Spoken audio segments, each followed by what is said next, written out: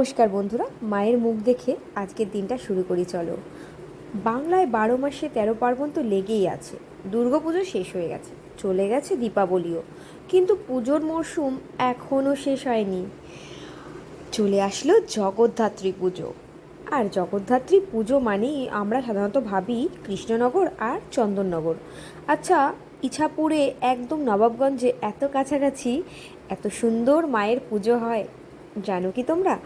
যারা জানো না বা যারা চন্দননগর বা কৃষ্ণনগর অনেক দূর বলে যেতে পারো না, তারা কিন্তু মায়ের দর্শন করতে ইছাপুরের নবাবগঞ্জে চলে যাও। সেইখানে গিয়ে কিন্তু সুন্দর মাতৃ দর্শন, তার সাথে অত্যন্ত সুন্দর লাইটিংসও হয়। আমি অবশ্য দিনের বেলায় গেছিলাম মাকে দর্শন করার জন্য।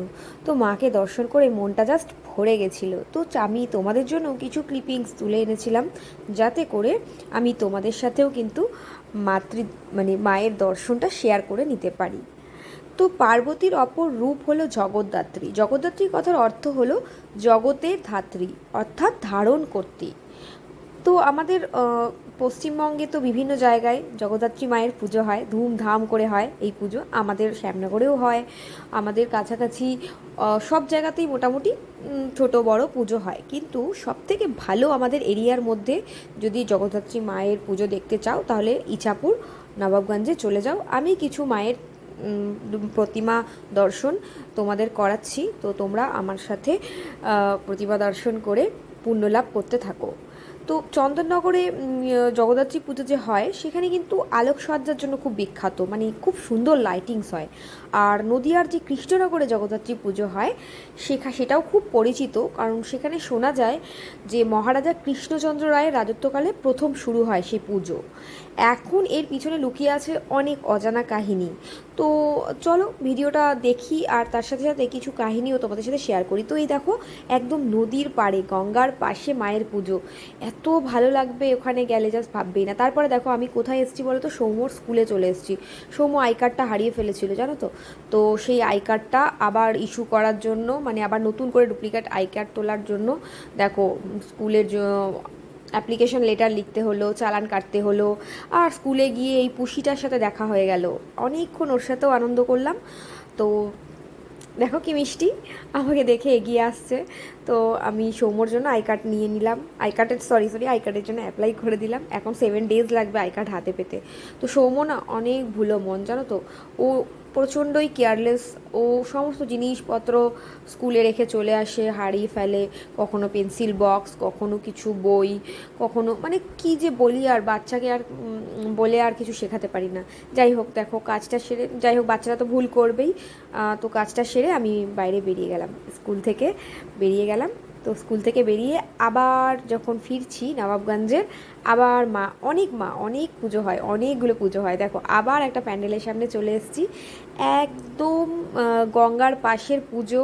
তার সাথে রবিবার দিন চলে যেও, মানে কালকে 7টা থেকে খিচুড়ি ভোগ খাওয়ানো হবে।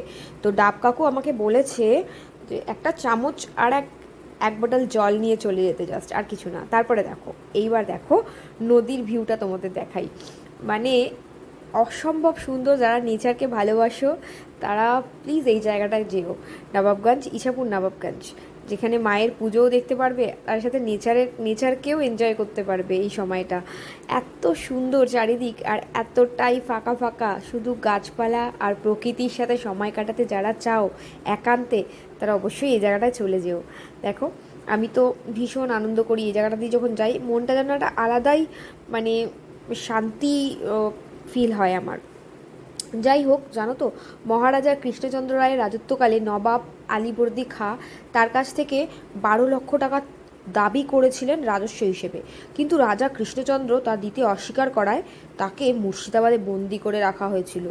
বন্দিদশা কাটিয়ে যখন রাজা কৃষ্ণনগরে ফিরেছিলেন, তখন তিনি শুনতে পান দুর্গাপুজোর বিসর্জনের বাজনা। পুজোয় উপস্থিত থাকতে না পারার জন্য তিনি খুব কষ্ট পান। সেই রাত্রেই মা জগদ্ধাত্রী মহারাজের স্বপ্নে দর্শন দিয়ে তাকে পুজোর নির্দেশ দেন।